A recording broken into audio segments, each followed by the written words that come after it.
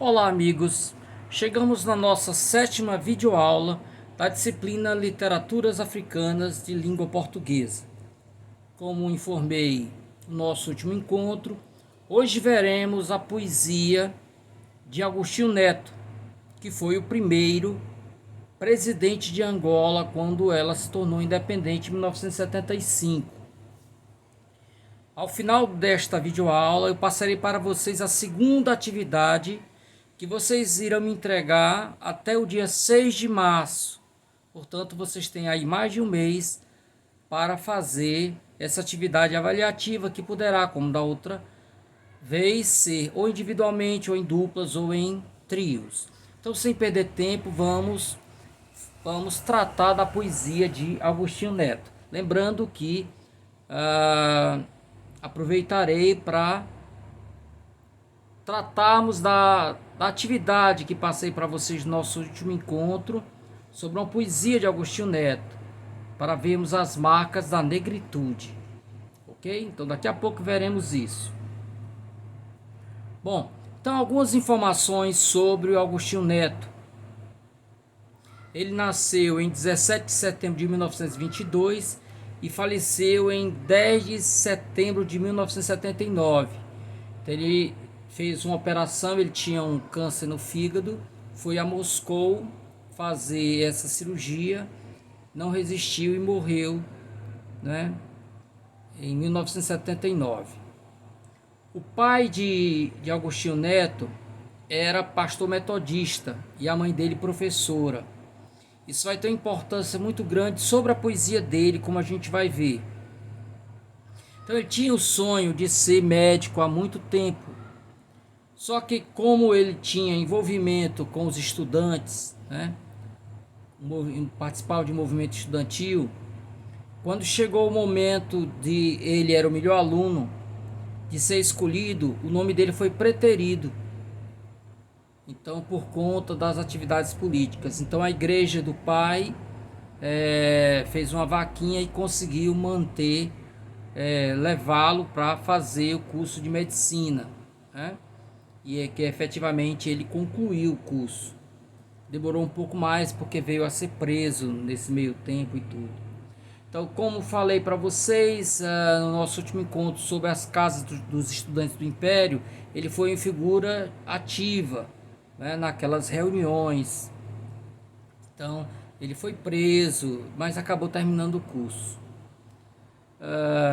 Em 1948 foi preso pela PIDE e deportado para Cabo Verde. Havia lá uma espécie de prisão política. Depois ele passou a morar em Portugal e de lá fugiu para o exílio. Então assumiu a direção do Movimento Popular de Libertação de Angola, que era um dos três partidos, né? E era o partido que tinha diretriz socialista, que ele seguia, né, a cartilha marxista. Em 1958 formou-se em medicina na Universidade de Lisboa. Em outubro de 58 se casou com a escritora, poeta e jornalista portuguesa Maria Eugênia Neto. Os detratores de Agostinho Neto, inclusive, criticavam o fato de ele ter se casado com uma mulher branca, não é? Em 9 de novembro de 1958 nasce seu primeiro filho, Mário Jorge Neto. Em 61 nasce sua segunda filha, Irene Alexandra Neto. E em 75 torna-se o primeiro presidente de Angola, cargo que exerceu até o falecimento em 1979. Em 1955 foi atribuído o Prêmio Lenin da Paz, que era um prêmio alternativo, né, dos países socialistas.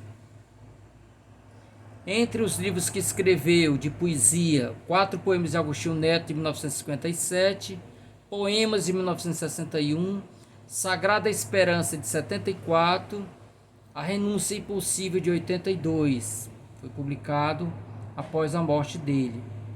E escreveu também obras de caráter político.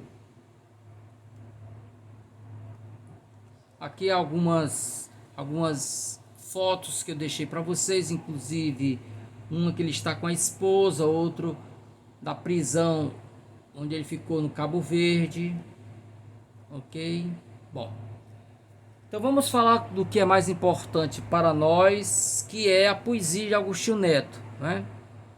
Para além do grande político que foi, do líder político que foi um excelente escritor também, né? A poesia dele é uma poesia engajada, ok? Uma poesia engajada, então está atrelada a todo o trabalho dele de emancipação política. Apesar disso, é uma poesia que conseguiu também ter um trabalho de ordem estética de grande qualidade, então ele concilia esse discurso politizado com um trabalho de linguagem muito interessante. Há uma diretriz utópica na poesia dele, é uma poesia que sonha com um novo tempo. E aí tem uma coisa muito interessante, um professor da Universidade de Coimbra, chamado Pires Laranjeira, dividiu a poesia do Agostinho Neto em 3 momentos. Como assim? Há uma poesia que ele chama de neorrealista, que vai de 45 a 48. Vou explicar o que é cada uma dessas divisões. Uma segunda fase, que é de 49 a 55, chamada negritudista. E finalmente uma poesia nacionalista de 1956 a 1960, que marca essa fase final da poesia dele. Primeira coisa importante a destacar nessa divisão é que não são divisões estanques. Então, no período chamado de neorrealista, ele produziu poesia negritudista também, ok? Então, essas fases, elas se interpenetram. O que Pires Laranjeira defende é que há uma predominância de um discurso em cada uma dessas fases. Então, vamos explicar cada uma delas, né? O que é o neorrealismo? O neorrealismo, ele equivale à nossa segunda geração modernista, aquela dos nordestinos, né?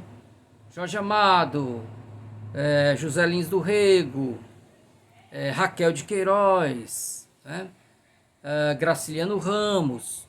Era uma poesia que ela traz alguns elementos lá do naturalismo, do realismo do século XIX. É uma poesia extremamente política, de denúncia, não é? É política nesse sentido, no sentido mais lato da palavra. Então o neorrealismo, ele surge em Portugal em 1939, e ele vai se estender ao longo da década de 40, depois vai se modificando aos poucos, incorporando o discurso existencialista e tal e tal. Então, um livro que inaugura lá em Portugal o neorrealismo é o Guy Bells. Então, qual é a característica da literatura neorrealista? É uma literatura em defesa da classe trabalhadora. Então, em Guy Bells, por exemplo, os personagens centrais são trabalhadores, que equivalem ao nosso boia fria, aquele que trabalha durante um tempo numa fazenda, por exemplo, colhendo laranjas. Quando acaba a colheita da laranja, ele vai procurar um outro emprego em outro lugar. Então, os Guy Bells são esses protagonistas desse romance, né? Uma espécie de romance documentário, romance reportagem, como que o valha. Então, o neorrealismo, ele dividia o mundo em 2. Você tinha os trabalhadores espoliados e os patrões exploradores. Então, a poesia neorrealista é essa que vai tratar da exploração dos trabalhadores, a questão da alienação, da pobreza, da fome, ok? Então, guardem isso. Você tem essa divisão. Os vilões são os patrões exploradores. E as vítimas, os mocinhos, são os trabalhadores, né, oprimidos. A poesia neorrealista, como a gente já teve, né, oportunidade de ver no encontro passado, também divide o mundo em dois. Principalmente aquela poesia neorrealista, negritudista, de orientação ali do Aimé Césaire, uma poesia mais ácida. Ela divide o mundo em dois. Existe o branco opressor e o negro oprimido. Então, são poesias que vão tratar desse sofrimento dos negros por conta da questão rássica, né? E a poesia nacionalista vai dividir o mundo também em dois. Você tem de um lado colonizador e de um lado um colonizado.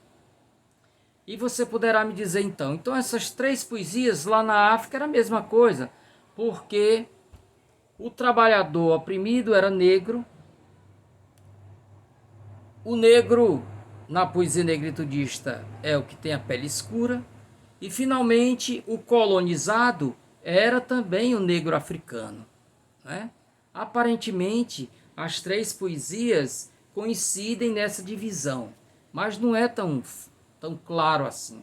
Primeiro, na poesia neorrealista, muitos brancos eram também trabalhadores explorados, pessoas que não tinham, nem todo branco tinha o seu lugar ao sol. Muitos, por exemplo, com a questão das secas, das crises econômicas, estavam na derrocata, né?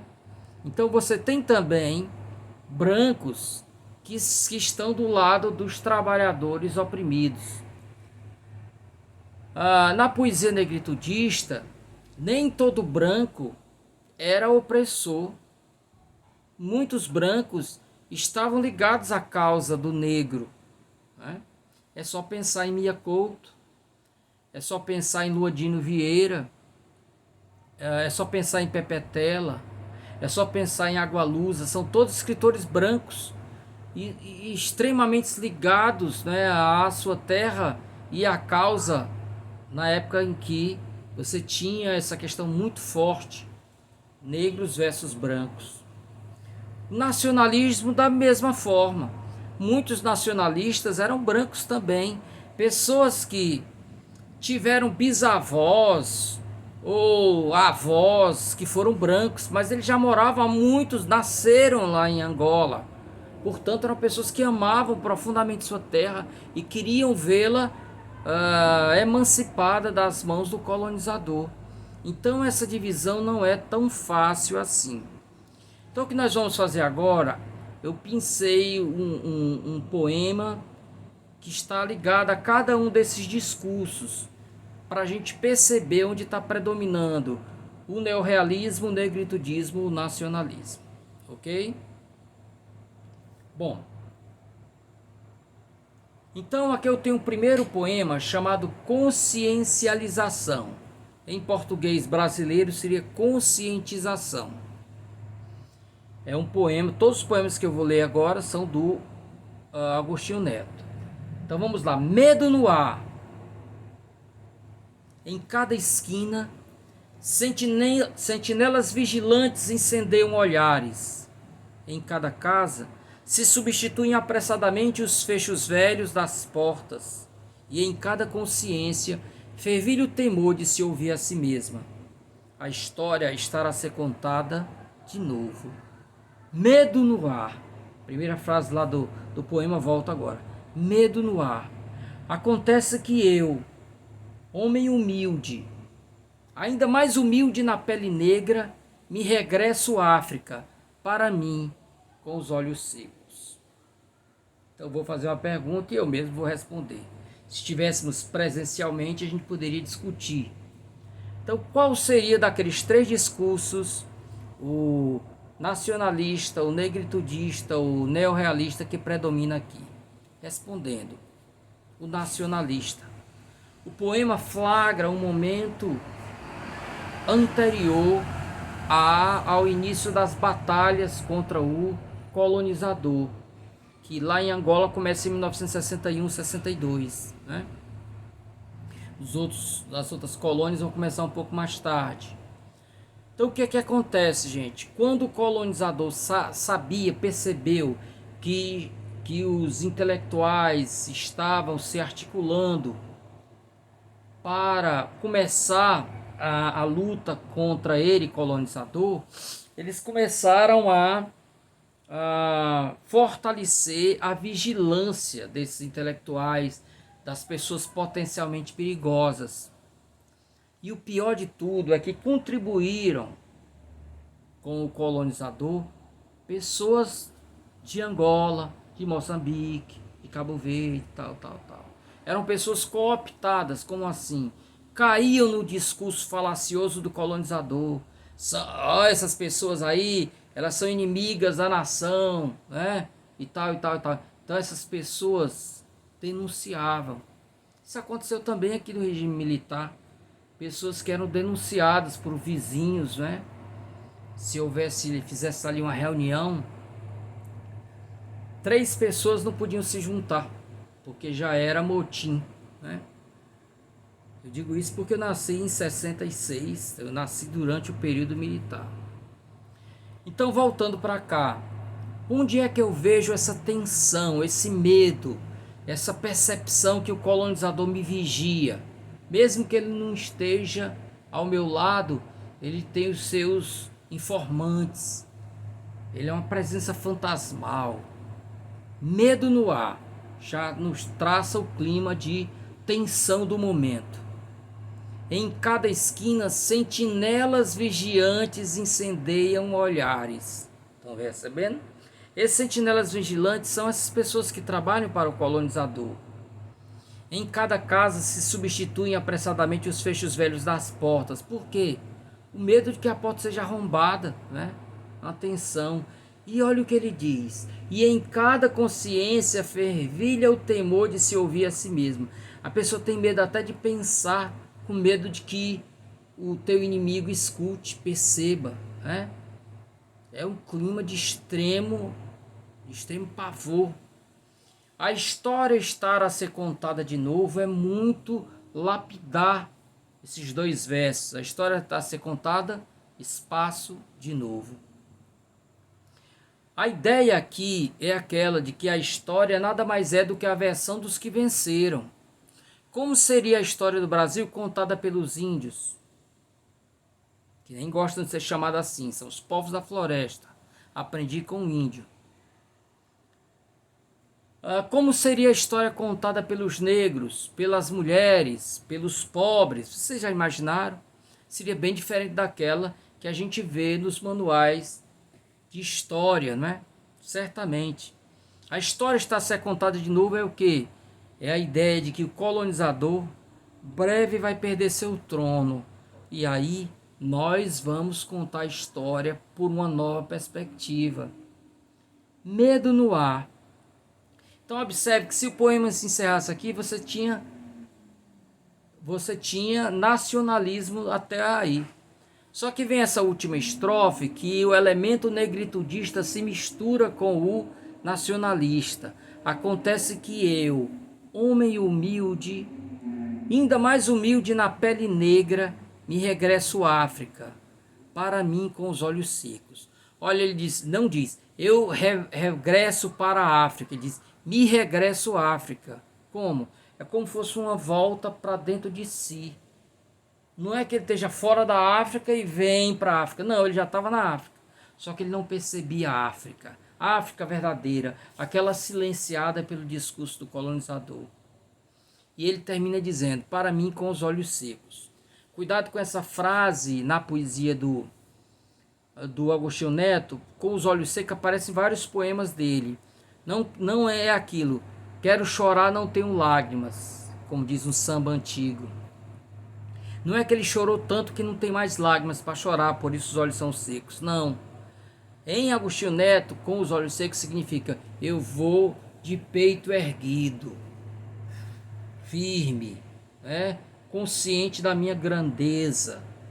Eu não vou ali, sabe,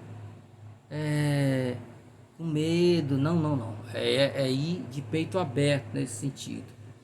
Então aqui você tem, pessoal, respondendo um quadro, um contexto da luta pela independência. Só que também você tem essa nota negritudista que e acaba se misturando. Acontece que eu, homem humilde, ainda mais humilde na pele negra, me regresso à África. Humilde, pessoal, vem de humus, que em latim significava chão. Gera a palavra umidade em português, né? Humus é chão, que é preso à terra, humilde nesse sentido de preso à terra, né? Umbilicalmente ligado. Então, respondendo, gente, nós temos aí em consciencialização a predominância do discurso nacionalista. Vamos agora para um segundo poema, chamado Noite.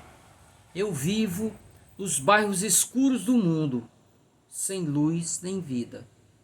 Vou pelas ruas às apalpadelas, encostado dos meus informes sonhos, tropeçando na escravidão, no meu desejo de ser. São bairros de escravos, mundos de miséria, bairros escuros, onde as vontades se diluíram e os homens se confundiram com as coisas. Ando aos trambolhões pelas ruas sem luz, desconhecidas, pejadas de mística e terror, de braços dados com fantasmas. Também a noite é escura. Eu adoro esse poema e vou explicar por quê.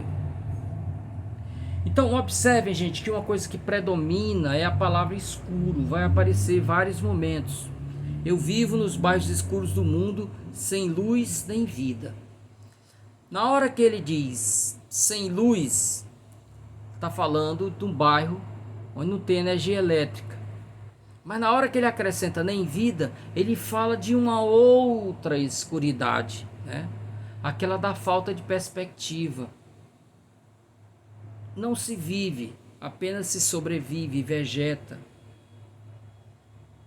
Vou pelas ruas às apalpadelas, né? Então tá escuro e ele vai tateando como um cego. Encostado aos meus informes sonhos. Quer dizer, um sonho que não tem forma. Eu sei que a minha realidade não é boa.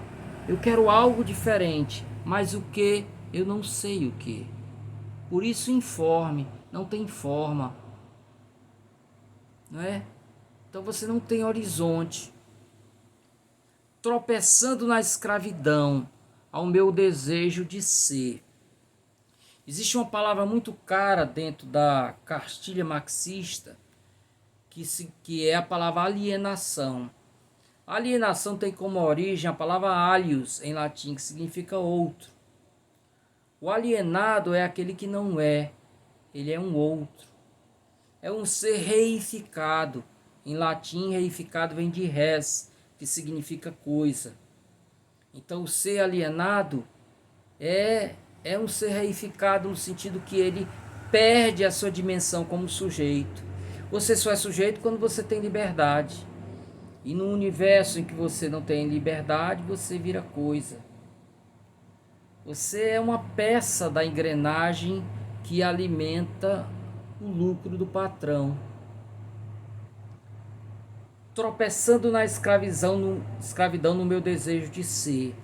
Ao falar, gente, da cartilha marxista, eu já estou dando uma indicação que nós estamos diante de um poema neorrealista, né?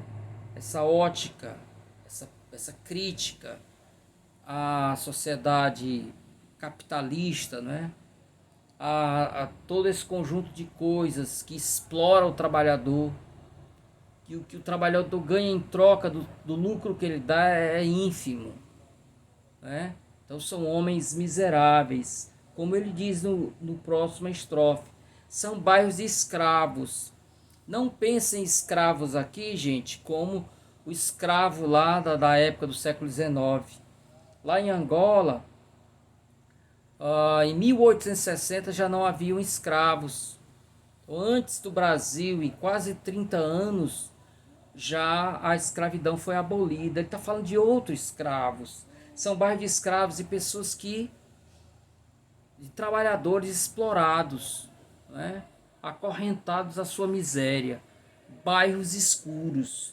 Então ele vai repetindo a palavra escuro e ele vai ganhando dimensões novas. Escuro porque não tem energia elétrica. Escuro porque não tem perspectiva. Escuro porque não tem horizonte.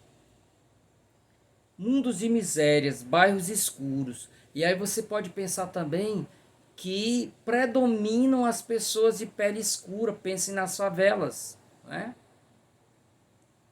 Onde as vontades se diluíram e os homens se confundiram com as coisas. Então, mais uma vez, eu tenho a afirmação da reificação.